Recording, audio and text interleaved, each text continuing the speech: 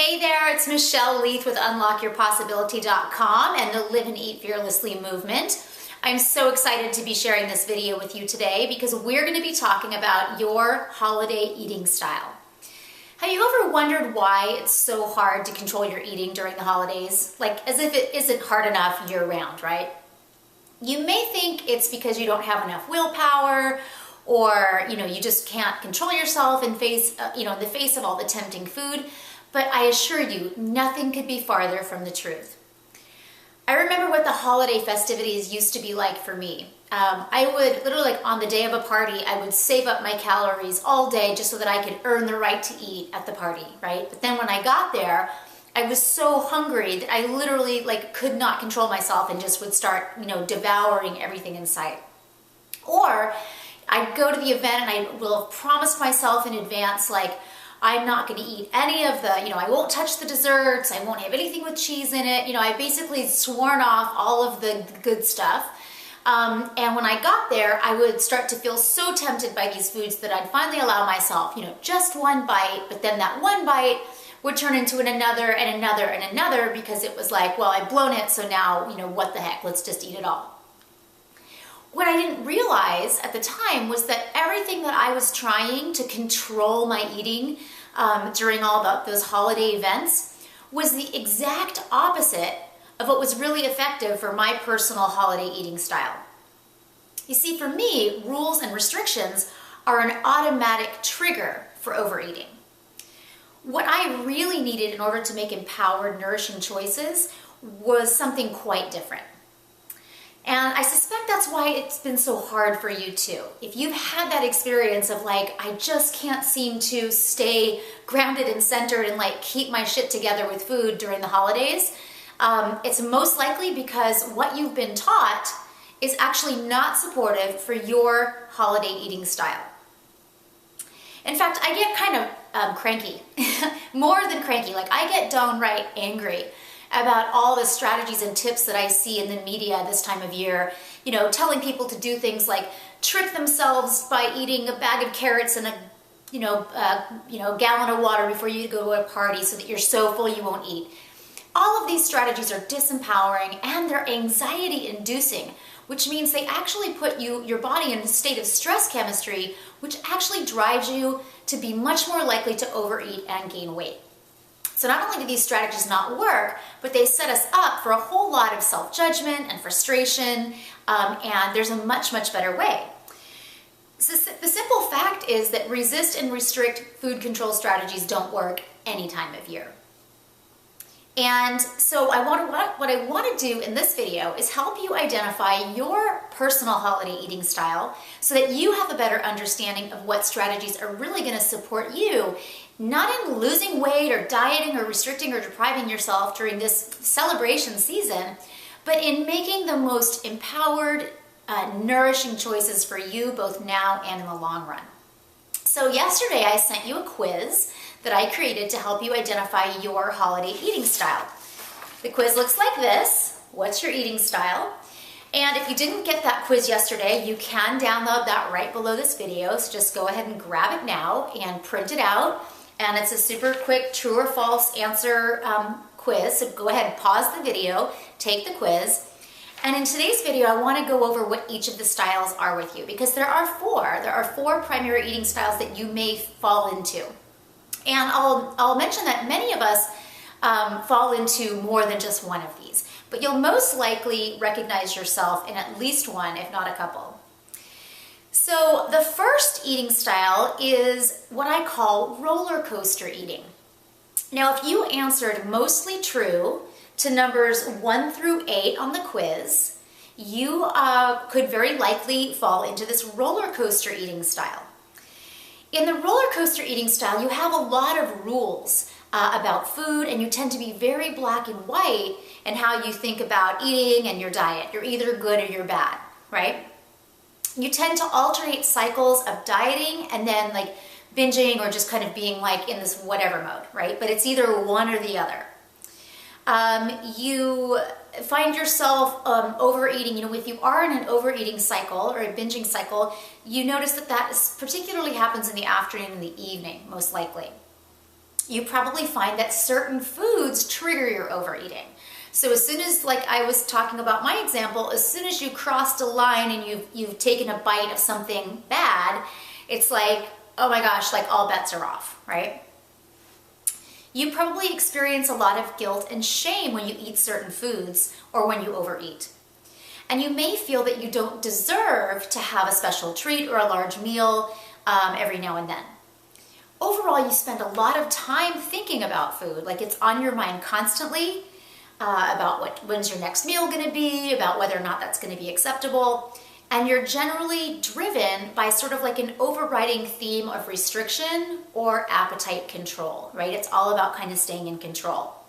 So that's you if you're a roller coaster, right? It's like you're up and you're down, you're like, woo, like all over the place.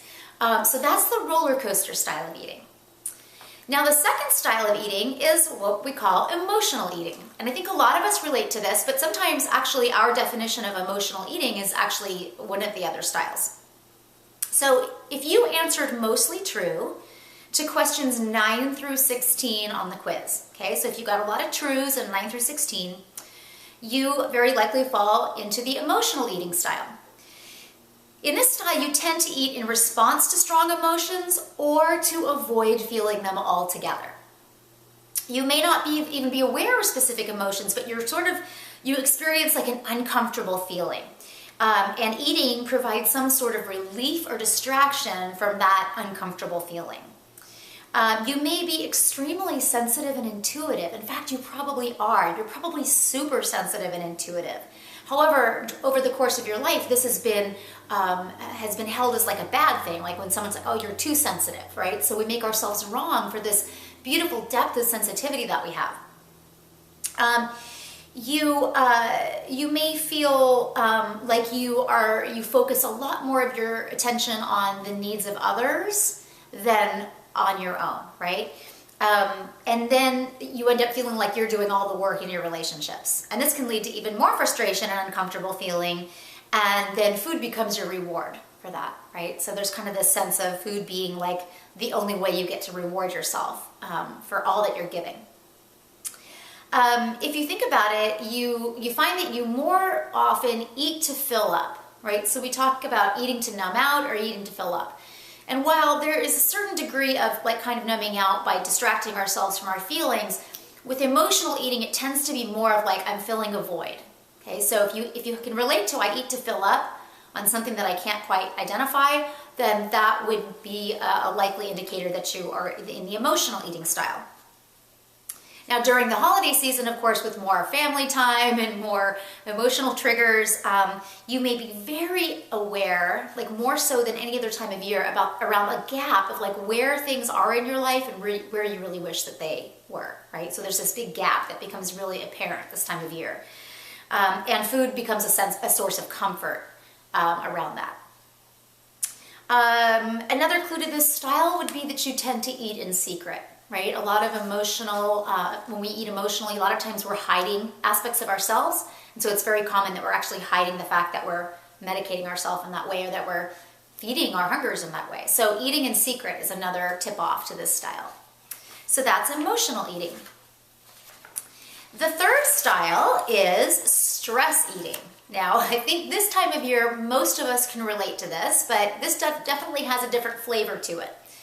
So if you answered mostly true to questions 17 through 24, you could be a stress eater. And I don't like to use labels, so let's just say you could fall into the stress eating style.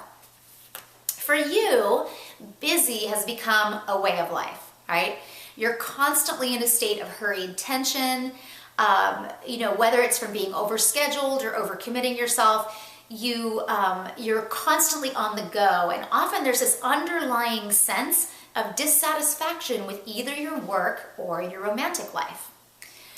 You may have a wide range of food cravings, so it's not like there's any one specific thing, but like there's a wide range, and if you think about it, they're chosen pretty intuitively to actually ease your tension or even anger that's pent up inside of you, right? So things like salty, crunchy foods or lots of chewing gum. Sometimes alcohol, right, to take the edge off. Your eating is triggered by stress or frustration, and you more likely eat to numb out. Like if you tune into the energy of like when you're eating, when you're not hungry or whatever, it's sort of more of a numbing out than a filling up. Subtle distinction, but it's a pretty powerful one.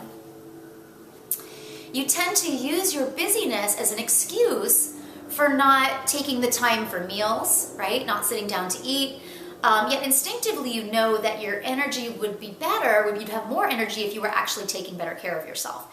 But what happens is there's all these excuses for all the things you have to do. And so, taking time for meals, whether it's cooking them or just sitting down to eat them, is not something that you feel is available to you. You work through lunch, right? You're eating in the car while you're, and again, a lot of us can relate to this time of year because we are all usually a little bit busier. You may feel resentful that other people get to relax and enjoy food and enjoy their lives, but you don't seem to be able to do that. And you might experience a sense of tunnel vision during the holiday season or even just during everyday life where it's like all you can focus on is your task or the next responsibility or thing you need to get checked off your list. You may or may not exercise, but if you do, it most likely falls into that same category of something on the to-do list, like another sense of duty. And you may notice a tendency towards perfectionism. I can totally relate to this style, by the way. So perfectionism may be one of your challenge areas that prevents you from easing up on yourself in any way. So you overall find that you operate based on a lot of have-tos rather than want-tos, right? Like I have to do this, I have to do that, rather than, oh, I really want to do this. So that's the stress eating style. And again, you may see yourself in more than one of these, and that's okay because actually I relate to all of these and I tend to kind of swim and move in and out of them at different times in my life. So let's come to the fourth style, and that one is called snowball effect eating.